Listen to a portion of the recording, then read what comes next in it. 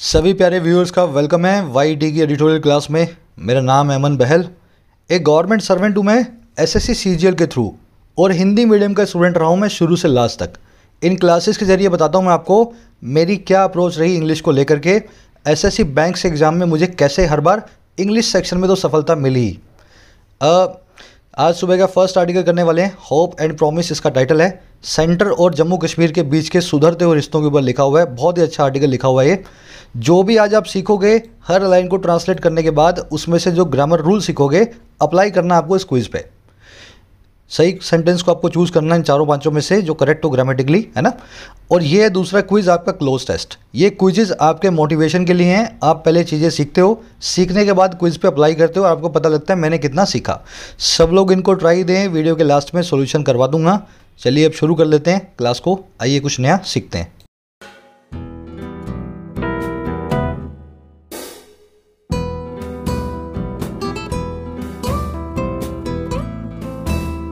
कह रहे hope and promise, आशा और वादा। देखो प्रॉमिस वर्ड है ना, इसके दो मीनिंग होते हैं। एक सिंपल सा मीनिंग है वादा, दूसरा इसका मीनिंग होता है आशा के लिए आधार। ये आपको तब पता लगेगा जब आप डिक्शनरी खोल करके देखोगे। मैं आपको खोल के दिखाता हूँ। जैसे डिक्शनरी में मैंने प्रॉमिस नाम का वर्ड डाला नाउन फॉर्म में। देखो पहला तो आया एक कमिटमेंट, एक वादा। दूसरा आया ग्राउंड फॉर फीलिंग होपफुल। आशा होने के लिए आपके पास कोई आधार हो तो उसको भी आप प्रॉमिस बोलते हो, है ना। There is little or no promise that he will recover. बिल्कुल भी कोई प्रॉमिस नहीं है, बिल्कुल भी कोई आधार नहीं है आशा का कि वो रिकवर करेगा। तो वर्ड्स के एक से ज़्यादा मीनिंग होते हैं। आपको हर वर्ड को जितना हो सके डिक्शनरी में खोल खोल करके देखना है ना। नोट्स बनाओगे तभी याद रहेंगे। तो कह रहा है आशा है और आने वाले टाइम में आशा के लिए हमें आधार भी मिल गया है, प्रॉमिस भी मिल गया है ना। ये एक्चुअल में कहना चाह रहा है। अब बात किसकी हो रही है? On centres Jammu and Kashmir outreach. बात कर रहा है सेंट्रल गवर्नमेंट की जम्मू एंड कश्मीर में जो आउटरीच हो रही है उस चीज़ की। अब देखो आउटरीच बहुत सिंपल सा वर्ड है। आउट मतलब बाहर, रीच मतलब पहुंचना। आपको अपने दोस्त से हेल्प चाहिए, आप अपने दोस्त के पास अपने घर से आउट होगे और रीच करोगे, उसके पास पहुंचोगे, अप्रोच करोगे अपने दोस्त को। आपको हेल्प चाहिए या हो सकता है आपके दोस्त को भी आपसे हेल्प चाहिए हो, पर आपको अप्रोच करने का काम जो है ना वो कहलाएगा आउटरीच। किसी के पास जाना, किसी के गले मिलना, किसी से बात करना आउटरीच कहलाता है। अब इसी से मिलता जुलता एक वर्ड है ओवर रीच। इन दोनों वर्ड्स का आपस में कोई कनेक्शन नहीं है। ओवर रीच का मतलब होता है या तो आपकी नाकामयाबी कोई बहुत बड़ा टारगेट बना लेने के कारण, और या फिर आपकी चतुराई, आपका जो है ना चालाकीपना, किसी को धोखा देने वाला, वो भी ओवररीच कहलाता है। ये वर्ड भी हम कई बार कर चुके हैं। आपको मैंने वोकैब वाली शीट में भी अच्छे से करवा रखा है। दोनों वर्ड्स अलग हैं। चलो आ जाओ। क्यों, कौन आउटरीच कर रहा है और किसको कर रहा है ये हमें टाइटल पैराग्राफ से मालूम चलेगा। वीडियो को एक लाइक दे देना, चैनल को सब्सक्राइब करके एक शेयर ज़रूर देना इस वीडियो को। हर बंदा एक शेयर ज़रूर दे। शेयर देने के लिए मैं बोलता नहीं हूँ, लेकिन आपसे छुपाने की बात नहीं है। मेरे प्लान्स ऐसे हैं कि अगर चैनल ग्रो होता है, थोड़ा सा आगे पहुँच जाता है, तो मैं जॉब या तो छोड़ दूं अपनी सरकारी नौकरी, या फिर वहाँ से लंबी छुट्टी लेकर के डिजिटल बोर्ड पे आकर के आपको पढ़ाऊँ। इंग्लिश, मैथ्स, रीजनिंग सभी पता है आपको मेरे स्ट्रॉन्ग सब्जेक्ट्स हैं। तो इनके सबके फ्री ऑफ कॉस्ट आपको कोर्सेज मिलें जो 10-10 हज़ार रुपये आप बाज़ार में लगाते हो, वैसा ही मटेरियल यूट्यूब में आपको मिल जाए। लेकिन ये तभी हो पाएगा भाई जब मैं नौकरी से छुट्टी ले पाऊँगा। बहुत सीनियर पोस्ट पे हूँ, इतना आसान नहीं है। इस जो है ना अभी जहाँ पे चैनल खड़ा है यहाँ पे थोड़ा सा आप ग्रो करवाओ, बाद में मेरे में भी हिम्मत आए इस काम को करने की। चलिए, कह रहे the centre's move to engage with the political leadership in Kashmir is welcome. कह रहा सेंटर का जो मूव है, सेंटर की जो हरकत है, अच्छा कौन सी हरकत है भाई? जो इंगेज विद करने की है, बातचीत करने की है, आउटरीच करने की है। और किससे? पॉलिटिकल लीडरशिप से, राजनीतिक नेतृत्व से, सियासी लीडरशिप से। कहाँ पे? कश्मीर में। कह रहा ये जो मूव है ना ये वेलकम है, इसका सभी के सभी लोग स्वागत करते हैं। समझ गए सेंटेंस को? तो the move of the centre is welcome. Move की वर्ब है इज नाम की लिंकिंग वर्ब। सब्जेक्ट और वर्ब आपको देखो कौन से कलर में मिले। मूव मिला ब्लू कलर में, सब्जेक्ट। वर्ब मिली पिंक कलर में, इज। ऐसे ही ब्लू और पिंक कलर जहाँ भी आपको दिखे, ब्लू होगा सब्जेक्ट, पिंक होगी उसकी वर्ब। अंडरस्टैंडिंग डेवलप करने की ये ट्रिक है। एकदम रातों रात आपकी अंडरस्टैंडिंग स्काई रॉकेट करने लगती है जब आप सब्जेक्ट और वर्ब को करेक्टली आइडेंटिफाई कर लेते हो। इंगेज विद करना होता है, किसी से बातचीत करना, ज़्यादा कुछ है नहीं इसमें। आगे बढ़ेंगे, आज की बेसिक वोकैबुलरी देख लेते हैं जो आर्टिकल में यूज़ होगी। लेकिन उससे पहले आप किसी भी एग्ज़ाम की तैयारी करते हो इंडिया के, जितना ज़रूरी उसके कॉन्सेप्ट सीखना है उतना ही ज़रूरी है लास्ट मोमेंट पे उसके एग्जाम्स को देना, मॉक टेस्ट को। और मॉक टेस्ट के अंदर टेक्स्ट बुक भारत का लीडिंग ब्रांड है। फॉर एग्जाम्पल आप देख पा रहे होंगे चाहे एसएससी हो, चाहे बैंक्स हो, चाहे यूपीएससी हो, चाहे डिफेंस हो, हर एग्जाम के हज़ारों मॉक टेस्ट आपको मिलते हैं एक सिंगल पैकेज के अंदर। अब ये 17,000 मॉक टेस्ट का पूरा पैकेज जो है आपको मिलता है 299 रुपीज़ में 1 साल के लिए और 399 में 2 ईयर्स के लिए। और ध्यान रखें, जब आप बाय करें ना तो YET10 कूपन कोड लगा लेना, 10% एडिशनल डिस्काउंट मिल जाएगा। बाइंग लिंक को मैं डाल रहा हूँ कमेंट सेक्शन में, फर्स्ट कमेंट में पिंड है, आप वहाँ से बाय कर सकते हैं। आगे बढ़ते हैं, फटाफट से आज की वोकैबुलरी देख लेते हैं। रोज़ मैं आपको आर्टिकल्स के दौरान 5 या 4 नए वर्ड्स बताता हूँ डिटेल में, और इनका पूरा PDF भी आपको मिल जाता है कमेंट सेक्शन से, है ना। सारा जो है सारे पुराने वर्ड्स भी उस PDF में आपको मिल जाएंगे। तो 5-5 करके अपना प्लान है 2-3-4 महीने के अंदर अपनी वोकैबुलरी को अच्छे से स्ट्रॉन्ग करने का। आज के वर्ड्स हैं अपने, पहला कंसर्टेड, दूसरा रिजिडिटी, तीसरा है स्ट्रिप समवन ऑफ समथिंग और चौथा है डिप्राइव समवन ऑफ समथिंग। ये दोनों फ्रेज हैं। तो कंसर्टेड एक एडजेक्टिव है, इसका मतलब होता है प्री प्लान्ड और कोऑर्डिनेटेड। हर वो चीज़ कंसर्टेड है जो आपने पहले सोच ली है और लोगों के सहयोग से कर रहे हो, है ना, मिलजुल करके करने वाला काम होता है कंसर्टेड। मैं आपको यूज़ करके दिखाता हूँ। The centre and state governments have started a concerted campaign to encourage people to get vaccinated.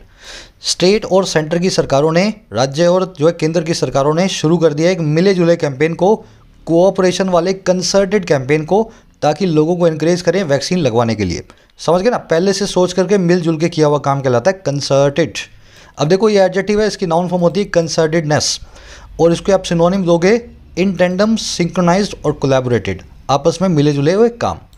दूसरा वर्ड है रेजिडिटी, एक नाउन है, इसके 2 मीनिंग होते हैं।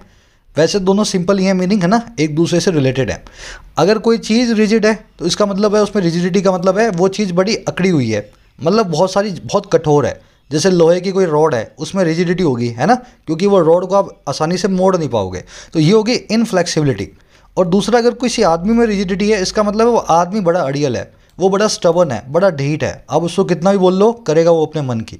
तो रिजिडिटी चीज़ों में भी हो सकती है और रिजिडिटी इंसानों में भी हो सकती है। अब मैं यूज़ करके दिखा देता हूँ आपको। She complained of rigidity in her neck, उसने कंप्लेन की, अकड़न की, रिजिडिटी की अपनी नेक में। तो यहाँ पे नेक जो है थोड़ी सी टाइट हो गई है ना, गर्दन। और यहाँ देखो, रिजिडिटी ऑफ वंस रूटीन में cause a feeling of boredom. अगर आपके रूटीन में रिजिडिटी है, आपका रूटीन ही बड़ा अड़ियल सा है, तो आप बड़े बोर हो सकते हो, फीलिंग बोर्डम की आपको आ सकती है ना। आपने सोच रखा है इस टाइम में यही करूँगा, मन हो या ना हो, तो ये काम जो है बोर्डम ला सकता है। एडमेंसी बोल दो अड़ियलपने को, बुल हेडेडनेस बोल दो या डॉगेडनेस बोल दो। बुल हेडेड मतलब आपका बुल जैसा हेड हो गया, एकदम सांड जैसा दिमाग हो गया, आपने तो मान लिया वो करूँगा ही करूँगा, है ना, रिजिड हो गए हो। अब देखो 2 फ्रेज हैं अपने पास, strip someone of something, deprive someone of something. दोनों फ्रेज आप टाइप करो किसी डिक्शनरी में, दोनों आपको सिनोनिम दिखेंगे। लेकिन पहले मैं इनके मीनिंग बताता हूँ, फिर बताता हूँ ये सिनोनिम कैसे नहीं है ना। स्ट्रिप का मतलब भी होता है किसी से कुछ ले लेना, डिप्राइव का मतलब भी होता है किसी से कुछ ले लेना। इनकी आपको स्ट्रक्चर ऐसा ही मिलेगी एक्टिव में, स्ट्रिप समवन ऑफ समथिंग, जिससे कुछ लोगे वो समवन यहाँ आ जाएगा, और जिस चीज़ को छीनोगे वो समथिंग यहाँ आ जाएगी, ठीक है। अब देखो इनके बीच का डिफरेंस क्या है। जब आप किसी को स्ट्रिप समवन करते हो ना किसी चीज़ से, आप उस आदमी से कोई चीज़ छीनते हो, और कैसे, जनरली पनिशमेंट के तौर पे। जैसे आपको मेडल दिया, मेडल आपसे ले लिया वापस। जैसे आपको कोई पद दिया, कोई ओहदा दिया, है ना, कोई डेजिग्नेशन दी, आपने कोई गलत काम किया, आपको वहाँ से हटा दिया, तो उस पद को, उस ओहदे को, उस मेडल को अगर आपसे लिया जाए तो आपसे स्ट्रिप ऑफ करवाएंगे, ठीक है।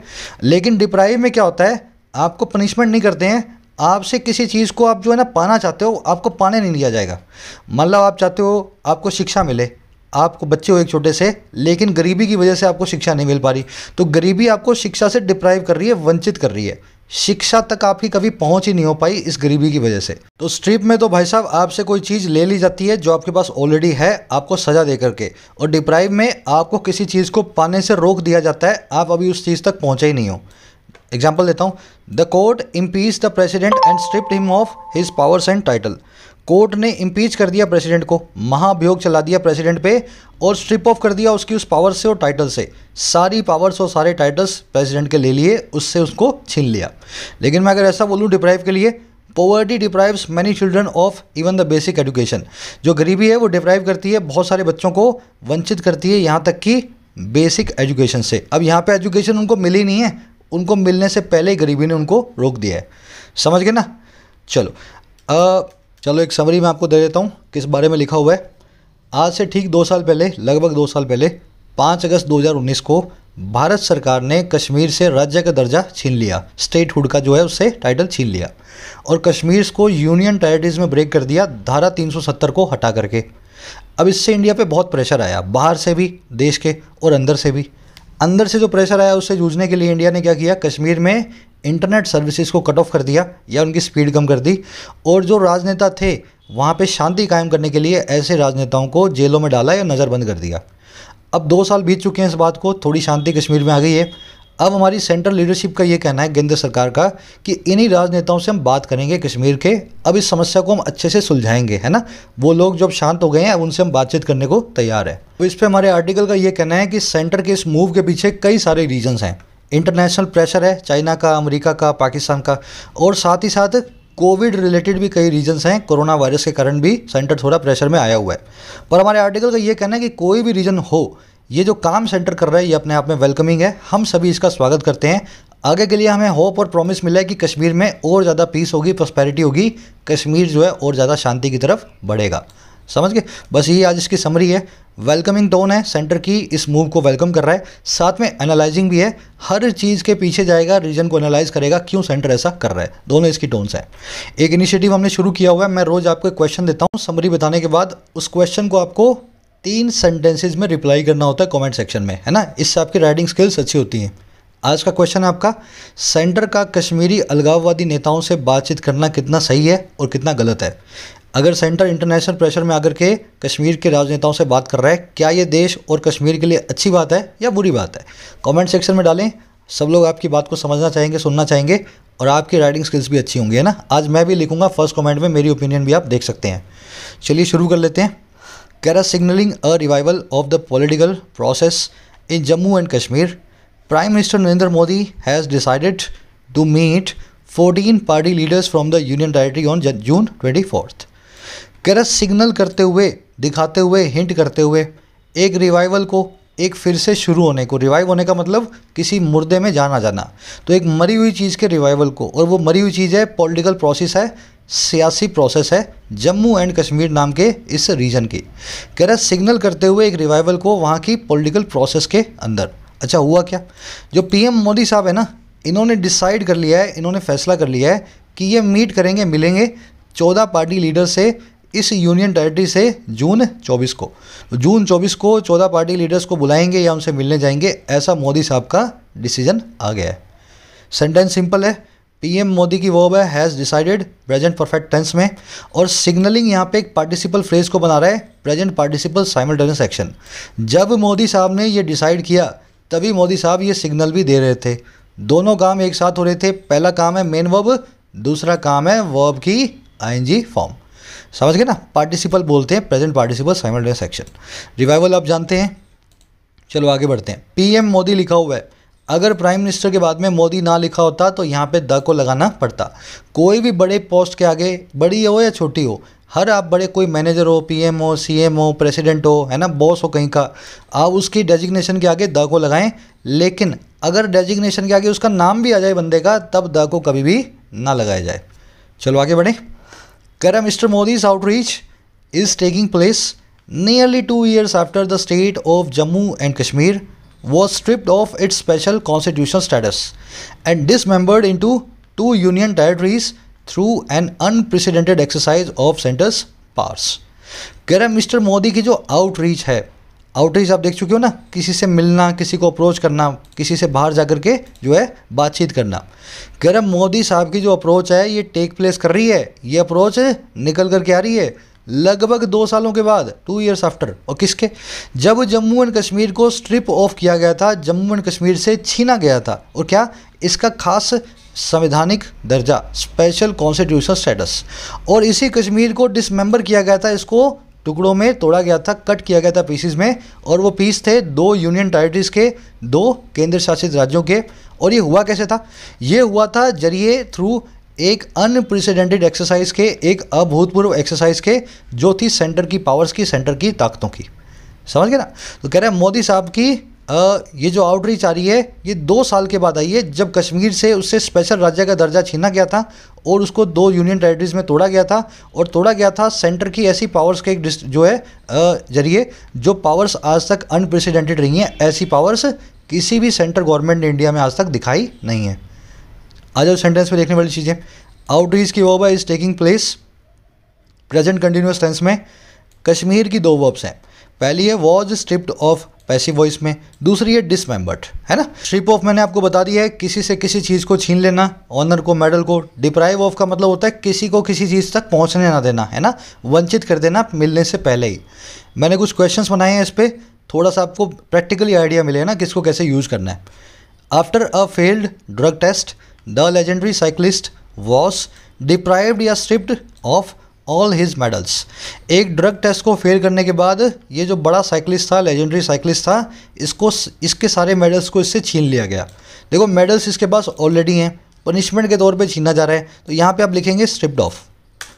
बहुत लोग लड़कों को कन्फ्यूजन होती है, सर डिप्राइव कब लगाएं, दोनों तो एक दूसरे के सिनोनिम है। तो आपको मैंने फ़र्क बता दिया है ना, पनिशमेंट दो, किसी से कुछ छीनो जो उसके पास ऑलरेडी है, तो स्ट्रिप ऑफ लगाएं, है ना। तो वॉज स्ट्रिप्ड ऑफ।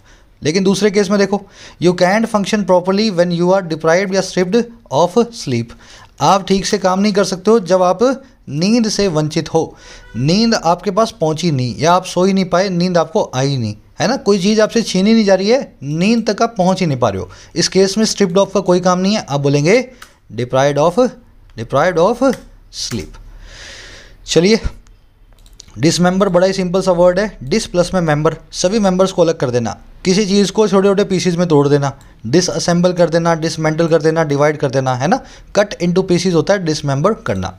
अनप्रेसिडेंटेड हर वो चीज़ है जिसका कोई प्रेसिडेंट ना हो, जिसकी कोई मिसाल ना हो, नेवर हैपेंड बिफोर, है ना, अभूतपूर्व अपने आप में। बढ़े आगे, कह रहा this demonstrates a desirable flexibility in his approach towards resolving the Kashmir issue. कह रहा ये चीज़ डिमॉन्स्ट्रेट करती है, मोदी साहब का ये जो आउटरीच है हमें दिखाता है एक डिज़ायरेबल फ्लेक्सिबिलिटी को, एक बहुत ही डिज़ायर है जिसको, है ना, जो सबको चाहिए, सबको देखने में अच्छी भी लगे, डिज़ायर करते हैं सब लोग ऐसी फ्लेक्सिबिलिटी को, ऐसे लचीलेपन को। और किस में, उनकी अप्रोच में, और किसकी तरफ, रिजॉल्व करने की तरफ, समाधान करने की तरफ कश्मीर के इशू को। तो ये एक ही चीज़ बता रही है कि मोदी साहब बहुत लचीले हो गए हैं कश्मीर के इशू का समाधान करने के लिए। दिस की verb demonstrates present indefinite tense में। अप्रोच टू हो या अप्रोच टूवर्ड्स हो, इसके बाद में हमेशा जीरेंडी आता है। सारे फ्रेजेज आपको बता रखे हैं मैंने, यहाँ पे आप देख पाओगे अप्रोच टू, तो अप्रोच टू हो या टूवर्ड्स हो एक ही बात है, अपने बाद में हमेशा जीरेंड लेगा। ये सारे फ्रेज ऐसे ही हैं, है ना, या तो नाउन लेंगे या वर्ब की आईएनजी फॉर्म को अपने बाद में लेंगे। बार बार इसलिए दिखाता हूँ फिर कोई ये ना बोले सर हमें तो पता ही नहीं था। 10 दिन में 3 बार आ जाता है ये वाला कॉन्सेप्ट, है ना। कह रहा है considering the absence of an agenda for the meeting and the prevailing sense of betrayal among Kashmiris, any hope of a quick resolution to the frozen political questions is not realistic। अब बता रहा है इस meeting से क्या क्या आशाएं हैं। कह रहा है कंसीडर करते हुए एब्सेंस को, मानते हुए नामौजूदगी को, एब्सेंस को, किसी भी एक एजेंडा की, किसी भी एक प्लान की इस मीटिंग के लिए। इस मीटिंग का कोई भी एजेंडा नहीं है, बस मोदी साहब ने बोला है तो इसलिए वो सब मिल रहे हैं। कह रहा है इस चीज़ को कंसीडर करते हुए। और दूसरी किस चीज़ को, प्रिवेलिंग सेंस ऑफ बिट्रेयल को। बिट्रेयल मतलब होता है धोखाधड़ी, है ना, डिसेप्शन, धोखा। और प्रिवेलिंग का मतलब जो चीज़ अभी चल रही हो, प्रिवेल कर रही हो, डोमिनेंट हो, सब तरफ फैली हुई हो। तो कह रहे दूसरा, सब तरफ फैले हुए उस फीलिंग को, सेंस को जो है धोखे की कश्मीरियों के बीच में, अमंग कश्मीरीज। तो कह रहे कश्मीरियों को लगता है कि हमसे धोखा हुआ है। कह रहे इन दोनों चीज़ों को कंसीडर करते हुए हुआ क्या, कोई भी जो होप है ना, कोई भी जो आशा है, एक फटाफट आने वाले रिजोल्यूशन की, समाधान की। और किसका रिजोल्यूशन, इस जमे हुए, इस अटके हुए सियासी सवालों का। कह रहा है वो कोई भी रियलिस्टिक नहीं है, कोई भी ऐसी आशा बिल्कुल भी सही नहीं होगी।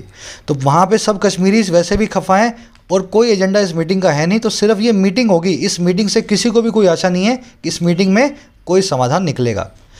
एनी होप की वर्ब है इस, कंसीडरिंग यहाँ पे present participle simultaneous action, consider करते हुए इस चीज़ को कोई भी होप नहीं है। बिट्रेल का मतलब होता है धोखाधड़ी, डिसेप्शन, ट्रेचरी, है ना। प्रिवेलिंग मतलब जो भी रैम्पेंट हो, डोमिनेंट हो, सब तरफ फैला हो, प्रेवलेंट हो। रिजोल्यूशन, सोल्यूशन, आंसर, जिस भी चीज़ का रिजोल्यूशन, सोल्यूशन या आंसर करोगे आप टू लगा के बताएं। This is my answer to this question, for this question नहीं, फॉर दिस क्वेश्चन नहीं, ऑफ दिस क्वेश्चन भी नहीं, my answer to this question. तो सोल्यूशन, रिजोल्यूशन और जो है आंसर, इनके बाद में प्रेफर्ड जो प्रेपोजिशन होती है वो हमेशा टू होती है ना, फॉर या ऑफ नहीं होती। रियलिस्टिक वो चीज़ है जो सच हो, जो बिल्कुल हकीकत से जुड़ी हो, सच्चाई से, है ना।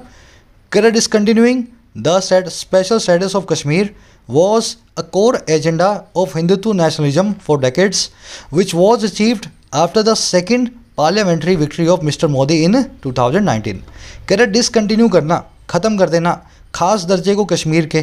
कह रहे ये जो काम था ना डिसकंटिन्यू करने का, ये था कोर एजेंडा, बेसिक एजेंडा था। और किसका? हिंदुत्व नेशनलिज्म का। जो भी राइट विंग पार्टियां इंडिया की जो आरएसएस से जुड़ी हुई हैं, जो हिंदुत्व नेशनलिज्म को दिखाती हैं। और ये कब से था भाई? ये था डेकेड से, कई दशकों से। कह रहे जिसको अचीव भी किया गया, जिस एजेंडा को पाया भी गया, और कब? दूसरी पार्लियामेंट्री विक्ट्री के बाद, दूसरी लोकसभा चुनावों में विक्ट्री के बाद मिस्टर मोदी की 2019 में। तो कह रहा है ये तो हिंदुत्व नेशनलिस्ट बहुत डेकेड से करना चाहते थे, लेकिन हुआ ये तभी जब मोदी साहब 2019 में दूसरी बार जीते। इस सेंटेंस में एक एरर है टेक्निकली, पहले आप देखो क्या एरर है, फिर मैं आपको बताता हूँ। डिसकंटिन्यूइंग की वर्ब है वॉज, विच की वर्ब है वॉज अचीव्ड, है ना। ये विच आया है एजेंडा के लिए, है ना। एजेंडा के बाद में ये पूरा इसलिए लिखा हुआ है क्योंकि ये एजेंडा से जुड़ा हुआ एक प्रेपोजिशनल फ्रेज है। अगर इस विच को मैं एजेंडा के बिल्कुल बाद में लिख दूंगा तो इसको लिखोगे कहाँ पे? तो ऐसा समझो agenda of Hindutva nationalism for decades, ये जो है ना इस पूरे के लिए विच आया है। इस विच जो है इस पूरे एजेंडा वाले फ्रेज को मॉडिफाई कर रहा है। अब देखो इसमें एरर कहाँ है? एरर मेरे भाई ये है कि ये जो डेकेड्स के लिए था एजेंडा, 4 डेकेड्स था। एक ऐसी चीज़ है जो बहुत साल चलती है, जो सिंस या 4 लगा करके एक ड्यूरेशन को बताती है टाइम की, या टाइम के किसी काम के शुरुआत होने को बताती है। उस केस में आप यूज़ करते हैं परफेक्ट कंटिन्यूस टेंस को। अब यहाँ पे पास्ट टेंस लगा हुआ है, आप इसको पास्ट परफेक्ट कंटिन्यूस टेंस में डालें। टेक्निकली आपको बोलना चाहिए discontinuing the special status of Kashmir had been a core agenda of nationalism for decades, है ना। तो सिंस 4 के साथ में किसी ऐसे एक्शन के लिए जो बहुत टाइम से चल रहा हो, हमेशा परफेक्ट कंटिन्यूस टेंस को यूज़ करें। प्रेजेंट के लिए प्रेजेंट परफेक्ट कंटिन्यूस, पास्ट के लिए पास्ट परफेक्ट कंटिन्यूस। बढ़े आगे। There has been a concerted campaign to undermine political parties and leaders of the valley by the BJP and the centre. कह रहे वहाँ पर रहा एक मिला जुला कैंपेन, एकदम पूरा प्री प्लान्ड कैंपेन। और कैसा कैंपेन था ये, कैसा अभियान था? अंडरमाइन करने वाला, कमज़ोर बनाने वाला वहाँ की पॉलिटिकल पार्टीज़ को और लीडर्स को इस घाटी के, और किसके द्वारा? बीजेपी और सेंटर के द्वारा। तो सेंटर गवर्नमेंट और हमारी जो बीजेपी पार्टी है, दोनों ने मिल करके एक ऐसा कैंपेन चलाया। वैसे तो दोनों एक ही हैं, लेकिन दोनों ने अपनी ताकत को यूज़ करके ऐसा कैंपेन चलाया कि वहाँ की पॉलिटिकल पार्टीज़ को कमज़ोर बनाया जाए। कैंपेन की वर्ब है हैज़ बीन, कैंपेन सिंगुलर है इसलिए वर्ब हैज़ बीन है। देयर नाम के इंट्रोडक्टरी सब्जेक्ट से इस वर्ब का कोई भी कनेक्शन नहीं है। कंसर्टेड आप जान गए हो, कोऑर्डिनेटेड हो, प्री प्लान्ड हो, है ना। अंडरमाइन करने का मतलब होता है किसी को कमज़ोर बनाना। आपके अंडर, पाँवों के नीचे माइन खोद रहा हूँ, सुरंग खोद रहा हूँ, ऐसे याद रखो, है ना। पाँवों के नीचे सुरंग खोद रहा हूँ तो आपको गिराने का काम कर रहा हूँ, आपको अंडरमाइन कर रहा हूँ, वीकन कर रहा हूँ, कमज़ोर बना रहा हूँ। बढ़े आगे। Since 2014 the BJP has worked under A premise that the PDP and NC were impediments, not facilitators to a solution in Kashmir। कह रहे 2014 से ही बीजेपी वर्क कर चुकी है, और किस में? इस प्रीमाइस पे, इस आधार पे। और दैट वो ये कि जो वहाँ की 2 पार्टियाँ हैं पीडीपी और एनसी, कह रहे ये इम्पेडिमेंट्स थी, ये दोनों रास्ते के रोड़े थी, ना कि फैसिलिटेटर्स थी, ना कि ये सहयोगी थी। और किस में? एक सोल्यूशन में, कश्मीर को, कश्मीर के अंदर। तो 2014 से ही बीजेपी ऐसा मानती आ रही है, इसी मुद्दे पे काम कर रही है, इसी प्रेमाइस पे, इसी आधार पे कि पीडीपी और एनसी जो हैं कश्मीर में शांति के रास्ते में आने वाले रोड़ा हैं, शांति को फैसिलिटेट बिल्कुल भी नहीं करेंगी दोनों पार्टीज़। अब आ जाओ सेंटेंस में देखने वाली चीज़, बीजेपी की वर्ब है हैज़ वर्कड। सिंस यूज हुआ है, सिंस फॉर फ्रॉम यूज हो, सिंस या फॉर यूज हो, आपको परफेक्ट या परफेक्ट कंटिन्यूस टेंस को यूज़ करना होता है ना। तो इसलिए यहाँ पे हैज़ वर्कड बिल्कुल ठीक है, सिंस की वजह से। पीडीपी और एनसी की वर्ब है वर। इम्पेडिमेंट का मतलब होता है रोड़ा। Impediment, hurdle, obstacle, barrier, hindrance, सब रोड़े के सिनोनिम है। ध्यान क्या देना है, जिस भी चीज़ के लिए आप रोड़ा बनोगे उसको टू लगा के बताओ। जैसे ये इम्पेडिमेंट थी कश्मीर में एक सोल्यूशन के लिए, तो इम्पेडिमेंट टू अ सोल्यूशन, है ना। तो इम्पेडिमेंट है और ये सारे वर्ड्स हैं एक दूसरे के सिनोनिम है, अपने बाद में टू को ही लेंगे। बढ़े आगे। ये प्रीमाइस वर्सेस प्रीमाइसिस आप जानते हो, कई बार कर चुके हैं पिछले कई दिनों में। एक बार आपको मैं दिखा देता हूँ, जिसने स्क्रीनशॉट ना लिया हो ले लेना भाई। ये लेफ्ट साइड में आप देख रहे हो सब सिंगुलर हैं, राइट साइड में सब देख रहे हो पीछे एस लगा हुआ है। लेकिन ये वर्ब जो है ना, वर्ड जो हैं सिंगुलर से प्लूरल बनाने पे अपना मीनिंग चेंज कर रहे हैं। प्रीमाइस का मतलब होता है आधार या बेसिस, लेकिन प्रीमाइसिस का मतलब होता है बाउंड्री। बार बार इनको देखोगे तो दिमाग में बैठेंगे, है ना। इसलिए हमने आधार के लिए प्रीमाइस लिखा है, प्रीमाइसिस लिख देते तो बाउंड्री बन जाता है, गलत हो जाता है ये पूरा सेंटेंस। चलो, कह रहा the BJP short lived alliance with PDP, far from building bridges, created more hostility between the parties and delegitimized both in the eyes of the public. कह रहे बीजेपी का जो शॉर्ट लिव्ड अलायंस था, BJP का जो थोड़ा सा चलने वाला टेम्परेरी सा अलायंस था, और किसके साथ? पीडीपी के साथ।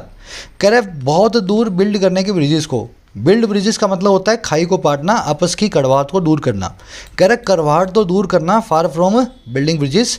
इस अलायंस ने पीडीपी के साथ ने जो क्रिएट कर दिया बहुत बड़ी हॉस्टिलिटी को, बहुत बड़े दुश्मनी को दोनों ही पार्टीज़ के बीच में, और इसने डीलेजिटिमाइज भी कर दिया, इसने बुराई भी करवा दी, इसने बहुत ज़्यादा नीचे भी गिरवा दिया दोनों ही पार्टियों को लोगों की नज़रों में, पब्लिक की आय में। तो बीजेपी ने इनसे अलायंस तो किया था, लेकिन इस अलायंस के बाद दोनों पार्टियां एक दूसरे की जानी दुश्मन हो गई हैं, अलायंस टूट चुका है, और लोगों की नज़रों में भी दोनों पार्टियां जो है आज की डेट में गिर चुकी हैं आपस में मिलने की वजह से। बीजेपी की अलायंस की वर्ब है क्रिएटेड और डीलेजिटिमाइज्ड, दो वर्ब्स हैं एक ही सेंटेंस में, एक ही सब्जेक्ट की। शॉर्ट लिव्ड हर वो चीज़ है जो टेम्परेरी हो, जो शॉर्ट लिव करे, ज़्यादा लंबा ना चल पाए, है ना, टिकाऊ ना हो। टेम्परेरी बोल दो, और इसके लिए एक वर्ड है एफेमरल, एडवांस वर्ड है, जो चीज़ ज़्यादा लंबी ना चले एफेमरल कहलाती है। अब देखो मोमेंटस और मोमेंट्री दो वर्ड्स हैं, इन दोनों में से एक वर्ड शॉर्ट लिव्ड नाम के इस एडजेक्टिव का सिनोनिम है। अपने दिमाग पे थोड़ा सा जोर डालो और बताओ दोनों में से कौन सा वर्ड शॉर्ट लिव्ड का सिनोनिम है, और जो बच गया दूसरा वाला उसका क्या मीनिंग है। चलो मोमेंट्री है ना, मोमेंट्री इसका मतलब होता है मोमेंट के लिए, शॉर्ट लिव्ड कोई चीज़ हो, टेम्परेरी हो, समझ गए ना। मोमेंट्री जो है इसका सिनोनिम है शॉर्ट लिव्ड का सिनोनिम है। और मोमेंटस का मतलब है जो चीज़ सिग्निफिकेंट हो, जो इंपॉर्टेंट हो, है ना। आपकी ज़िंदगी का वो दिन मोमेंटस डे होगा जिस दिन आपको जॉब मिली, जिस दिन आपने अपनी कॉलेज पास किया, है ना, मोमेंटस डे, सिग्निफिकेंट डे। तो दोनों अलग वर्ड्स हैं। चलो आगे बढ़ते हैं। हॉस्टिलिटी का मतलब होता है दुश्मनी, एनिमोसिटी बोल दो, रैंकर बोल दो। डीलेजिटिमाइज का मतलब होता है किसी चीज़ को लेजिटिमेट ना रहने देना, किसी चीज़ को खारिज कर देना, डिसअप्रूव कर देना, है ना। लोगों ने दोनों पार्टियों को खारिज किया इस मामले के ऊपर। कह रहा leaders of main stream parties including former chief ministers were gelled after 2019। जो लीडर्स थे मेन स्ट्रीम पार्टीज़ के, बड़ी बड़ी पार्टियों के, जिसमें शामिल थे पुराने चीफ मिनिस्टर्स भी, इन सभी को जेल में डाल दिया गया, वर जेल्ड। और कब? 2019 के बाद में। वर जेल्ड आपकी वर्ब है पैसिव में, लीडर्स आपका सब्जेक्ट है। कह रहा the centre's idea to incubate a loyal political class made little progress. Centre का जो आइडिया था, जो विचार था कि एक बहुत ही लॉयल समझते हैं ना, ऐसी पॉलिटिकल क्लास को हम इनक्यूबेट करेंगे, कश्मीर में डेवलप करेंगे। कह रहे इस आइडिया ने बहुत ही लिटिल प्रोग्रेस को बनाया, इस आइडिया पे कोई भी प्रोग्रेस हो ही नहीं पाई। सेंटर का ये मानना था कि पीडीपी से हम बातचीत करके अलायंस करेंगे, पीडीपी हमारी हो जाएगी, बीजेपी के साथ मिल जाएगी। तो ऐसी कोई लॉयल्टी कश्मीरी किसी पार्टी ने सेंटर के लिए दिखाई नहीं। आइडिया की वर्ब है मेड, इनक्यूबेट करना मतलब ब्रीड करना, हैच करना, डेवलप करना, है ना, किसी चीज़ को पैदा करना, किसी चीज़ को आगे बढ़ाना। चलें आगे। कह रहा the political environment has changed meanwhile. अब बता रहा है चीज़ें कैसे बदली। कह रहा है सियासी इन्वायरमेंट जो है ना वो बदल चुका है इसी बीच में। जो हमारा 2 साल पहले कश्मीर था और आज जो कश्मीर है उसमें बड़ा फ़र्क है। एनवायरनमेंट की वर्ब है हैज़ चेंज्ड। अब देखो कैसे बदला। The Joe Biden administration is eager to end the US entanglement in Afghanistan and resist China's attempt to dominate the world. कह रहे जो बाइडेन का जो प्रशासन है, जो एडमिनिस्ट्रेशन है, वो बड़ा ही ईगर है, बड़ा ही उत्सुक है वो। और क्या करने के लिए? ख़त्म करने के लिए यूएस की इन्वॉल्वमेंट को, इंटेंगलमेंट को अफगानिस्तान के अंदर। तो जो बाइडेन का एडमिनिस्ट्रेशन यही चाहता है कि कैसे भी करके अमेरिका को अफगानिस्तान से बाहर निकाला जाए। और दूसरा इस काम के लिए भी वो ईगर है कि रजिस्ट करे, अपोज करे चाइना की कोशिशों को जो है डोमिनेट करने की, जो कि अपना जो है डोमिनेशन दिखाने की पूरी दुनिया पे, अपना जो है ताकत को दिखाने की। तो यही चाहता है बाइडेन का एडमिनिस्ट्रेशन, चाइना को कैसे रोकूं और अफगानिस्तान से कैसे बाहर जल्दी से जल्दी निकलूं। एडमिनिस्ट्रेशन की वर्ब है इज़। ईगर का मतलब होता है किसी चीज़ के लिए आप रेस्टलेस हो जाओ, किसी चीज़ के लिए आप बहुत परेशान हो जाओ, आपको बस पेशेंस ही ना हो ना, इम्पेशेंट हो जाओ, एंक्शियस हो जाओ। इंटेंगलमेंट का मतलब है कॉम्प्लिकेटेड इन्वॉल्वमेंट। जैसे हेडफोन्स आपस में उलझ जाते हैं ना, वो इंटेंगल्ड होते हैं, एक दूसरे में बहुत कॉम्प्लिकेटेड तरीके में उलझ जाते हैं। अमेरिका भी ऐसे ही उलझा हुआ है अफगानिस्तान में। कह रहा है India is in A stand of with China on the border. कह रहा है इंडिया भी एक स्टैंड ऑफ में फंसा हुआ है, एक डेडलॉक में फंसा हुआ है चाइना के साथ बॉर्डर पे। स्टैंड ऑफ होता है गतिरोध, ना चीज़ें आगे बढ़ रही हैं ना पीछे बढ़ रही हैं। इंडियन और चाइनीज़ जो हैं बॉर्डर पे एक दूसरे को आंख से आंख दिखा करके खड़े हैं, है ना। डेडलॉक बोल दो, इम्पास बोल दो, ग्रिडलॉक बोल दो, स्टेलमेट बोल दो, सब गतिरोध के सिनोनिम है। कह रहा the Biden administration is publicly disapproving of India's Kashmir policy while wanting to strategically embrace it. कह रहा है बाइडन का जो एडमिनिस्ट्रेशन है वो पब्लिकली डिसअप्रूव कर रहा है, पब्लिकली वो खारिज कर रहा है इंडिया की कश्मीर पॉलिसी को, जबकि वो चाहता भी हो रहा है, वो वांटिंग भी हो रहा है कि स्ट्रेटेजिकली तौर पे, रणनीति के तौर पे इस पॉलिसी को एम्ब्रेस करे, इस पॉलिसी को अप्रूव करे। तो वैसे तो बाइडन यही चाहता है कि चाइना के सामने इंडिया खड़ा है तो इंडिया की कश्मीर पॉलिसी को हम सपोर्ट करें, लेकिन मन से बाइडन जो है कश्मीर पॉलिसी को डिसअप्रूव करता है, सही नहीं मानता इंडिया को कश्मीर के मामले में। समझ गए? एडमिनिस्ट्रेशन की वर्ब है इज़ डिसअप्रूविंग, वांटिंग यहाँ पे प्रेजेंट पार्टिसिपल साइमल्टेनियस एक्शन, जब वो ऐसा चाह रहा है तभी वो ऐसा डिसअप्रूव कर रहा है, दोनों काम एक साथ हो रहे हैं। इम्ब्रेस करना मतलब किसी को गले लगाना, किसी को अडॉप्ट करना, एस्पाउस करना है ना, किसी चीज़ को सही मानना। अब यहाँ पे एक छोटा सा ग्रामर कॉन्सेप्ट करेंगे। बहुत बार आपको डिसप्रूव के बाद में या अप्रूव के बाद में सीधे सीधे ऑब्जेक्ट लिखा हुआ मिलेगा, और कभी कभी डिसअप्रूव या अप्रूव के बाद में ऑफ लग के ऑब्जेक्ट लिखा हुआ मिलेगा। अब इन दोनों के बीच में थोड़ा सा डिफरेंस है ना। देखो, डिसअप्रूव या अप्रूव के बाद में सीधे ऑब्जेक्ट लिख दो, ही डिसअप्रूव्ड आवर प्लान, तो इसका मतलब होता है किसी चीज़ को ऑफिशियली कैंसिल करना। जैसे सरकार ने कोई पॉलिसी बनाई, कोई लॉ बनाया, उसको डिसअप्रूव कर दिया। ऑफिशियली कोई काम को आप अप्रूव या डिसअप्रूव करते हो आधिकारिक तौर पे, तो आप बिना जो है ना ऑफ के उस चीज़ को लिखते हो। लेकिन अगर आप किसी चीज़ को अनसूटेबल मानते हो, किसी चीज़ को एक्सेप्ट करने से मना करते हो अनऑफिशियल तरीके से, तब आप डिसअप्रूव या अप्रूव के बाद में ऑफ लगा के ऑब्जेक्ट को बताते हो। समझ गए ना? सीधे सीधे ऑब्जेक्ट लिखोगे बिना ऑफ के जब ऑफिशियली किसी काम को कर रहे हो, किसी चीज़ को मंजूरी दे रहे हो या किसी चीज़ को खारिज कर रहे हो, और ऑफ लगाओगे जब अनऑफिशियली किसी चीज़ को एक्सेप्टेबल या अनसूटेबल मान रहे हो। मैं आपको यूज़ करके दिखाता हूँ।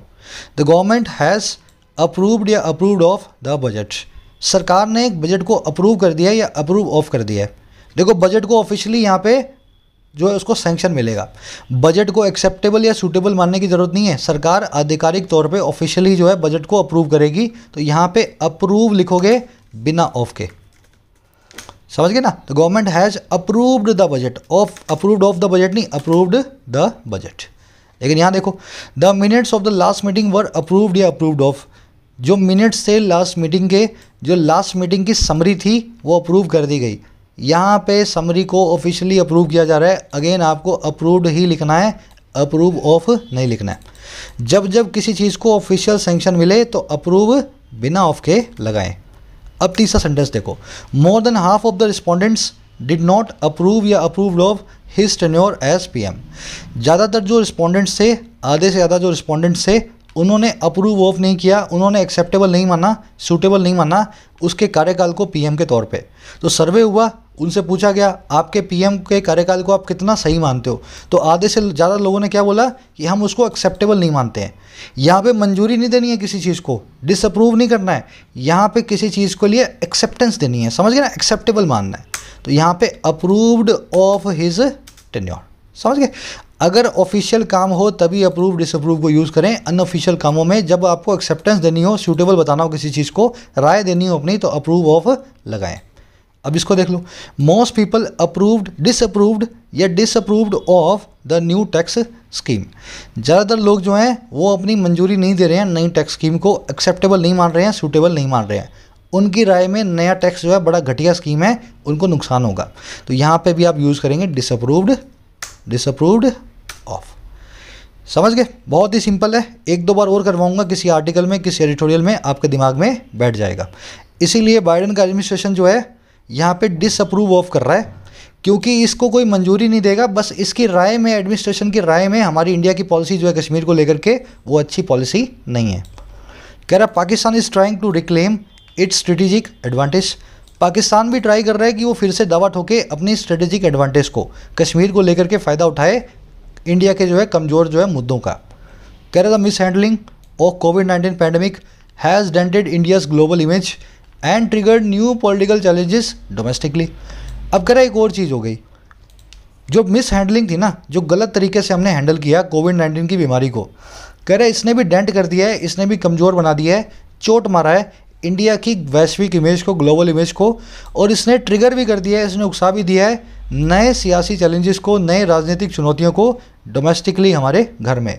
तो इसको लेकर के भी मोदी सरकार की बहुत बुराइयां हो रही है कि कैसे उन्होंने कोविड-19 पैंडमिक को हैंडल किया। ये सारे रीज़न बता रहा है सरकार के झुकने के, सरकार के कश्मीर को लेकर के नरम पड़ने के। मिस हैडलिंग नाम की जीरेंट की वर्ब है हैज़ डेंटेड, डेंट का मतलब होता है चोट मारना। दूसरी इसकी वर्ब है ट्रिगर्ड, है ना, इसने दोनों ही कामों को किया, हैज़ डेंटेड और हैज़ ट्रिगर्ड। कह रहा all these make rigidity less rewarding in Kashmir in India's Kashmir policy. कह रहा ऊपर वाली सब की सब चीज़ें जो बाइडन से लेकर के कोविड-19 तक, कह रहा ये सब की सब चीज़ें जो है ना ये बना देती हैं रिजिडिटी को, अकड़ूपने को कम रिवॉर्डिंग, कम फ़ायदे वाला इंडिया की कश्मीर पॉलिसी में। तो मोदी सरकार को अब यही लगता है कि यहाँ पे अड़ने से कुछ होगा नहीं, बातचीत करते हैं, अपने स्टबननेस को, रिजिडिटी को थोड़ा सा कम करके कश्मीर में कुछ समाधान को लाने की कोशिश करेंगे। ऑल प्रोनाउन की वर्ब है मेक, रिजिडिटी आप देख चुके हैं आपके अड़ियल बने को। कह रहा all the same by creating an opportunity to explore a way forward, the centre has acted wisely regardless of its reasons. अब देखो ये कितनी अच्छी बात कर रहा है, कह रहा all the same despite everything. All the same एक एडवर्बियल फ्रेज है, इसका मतलब होता है सब चीज़ों के बावजूद। डिस्पाइट एवरीथिंग बोल दो या नॉनदलेस बोल दो।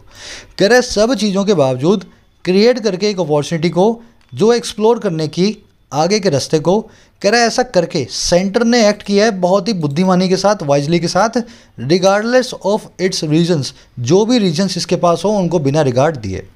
कह रहा चाहे प्रेशर माना सेंटर, चाहे प्रेशर नहीं माना, सब चीज़ों के बावजूद भी जो सेंटर ने काम किया ना, ये काम अपने आप में बहुत वाइज काम है, बुद्धिमानी भरा है। समझ गए। सेंटर की वर्ब है has acted, present perfect tense में। रिगार्डलेस ऑफ का मतलब होता है बिना इस चीज़ को कंसीडर किए, बिना इस चीज़ को तवज्जो दिए। ऑल द सेम का मतलब होता है बावजूद हर चीज़ के, डिस्पाइट एवरीथिंग। कह रहा it must engage the political parties in good faith and with an open mind. Centre को इंगेज करना ही चाहिए, बातचीत करनी चाहिए पॉलिटिकल पार्टीज से अच्छी भावना के साथ, गुड फेथ में। और कैसे करनी चाहिए? खुले दिमाग के साथ करनी चाहिए, विद एन ओपन माइंड ये काम होना चाहिए। Correct. Kashmir government challenges are not managerial and corruption investigations legitimate as they may be must not be use to debase politics itself. अब एक और सलाह दे रहा है, करेक्ट। कश्मीर के जो गवर्नेंस चैलेंजेस जो हैं, कश्मीर में प्रशासन को लेकर के जो चुनौतियां हैं वो मैनेजरियल नहीं है। ऐसा नहीं है कि वहाँ के जो मैनेजर हैं, प्रशासन के जो नेता हैं वो ख़राब हैं, ऐसी चुनौतियाँ नहीं हैं। वहाँ पे चुनौतियाँ कुछ और टाइप की हैं। तो कह रहा है वहाँ पे कोई भी चुनौती वहाँ के लोगों से नहीं जुड़ी हुई है। और जो करप्शन की जो इन्वेस्टिगेशन है, चाहे वो कितनी भी लेजिटिमेट हो, कितनी भी सही हो, उनको यूज़ बिल्कुल नहीं किया जाना चाहिए वहाँ की पॉलिटिक्स को नीचा गिराने के लिए, डिबेस करने के लिए, वहाँ के राजनेताओं को उनको जो है नीचा दिखाने के लिए, है ना। डिबेस करना मतलब किसी को डिग्रेड करना। तो वहाँ के पॉलिटिकल एनवायरनमेंट को ख़राब करने के लिए ऐसी इन्वेस्टिगेशन को यूज़ नहीं करना चाहिए। समझ गए। कश्मीर के गवर्नेंस चैलेंज की वर्ब है आर। करप्शन इन्वेस्टिगेशंस की वर्ब है मस्ट नॉट बी यूज्ड। ये दे आया है इसी के लिए, लेजिटिमेट जो भी हैं ये भी, है ना, इन्वेस्टिगेशंस। और दे की वर्ब है मे बी। लेजिटिमेट होता है जो चीज़ सही हो, है ना, जो बिल्कुल अप्रोप्रिएट हो।